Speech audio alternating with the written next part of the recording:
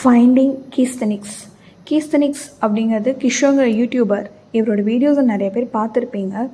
நாங்கள் அவர் வீடியோஸ் பார்க்கும்போது தான் அவர் மணாலி பக்கத்தில் சேத்தன் அப்படிங்கிற ஒரு வில்லேஜில் இருக்கார் அப்படின்னு தெரிய வந்தது.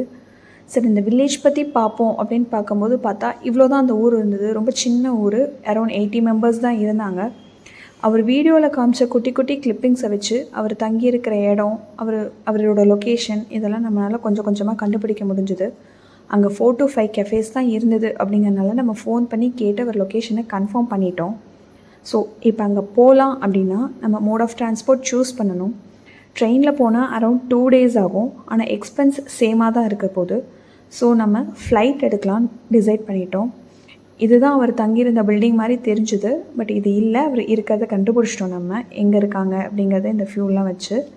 இப்போது இதுதான் அவனோட ஃப்ளைட் சார்ஜஸ். நம்ம திருச்சியிலேருந்து ஃபஸ்ட்டு டெல்லி போனால் இதுதான் நமக்கு ஃப்ளைட் சார்ஜ் வருது. ஏன்னா டெல்லியிலேருந்து தான் நம்ம நெக்ஸ்ட்டு மணாலி போகிறோம். ஸோ இப்போ டெல்லி டு மணாலி போகும்போது நமக்கு பஸ்ஸில் தான் எடுத்து போவோம். பஸ்ஸுக்கு 780 வருது ஆக்சுவலி நம்மளோட பஸ் சார்ஜு. இதெல்லாம் கண்டுபிடிக்க நைட் ஃபுல்லாக போயிடுச்சு. 4 o'clock ஆகிடுச்சு. அப்கமிங் வீடியோஸில் அடுத்த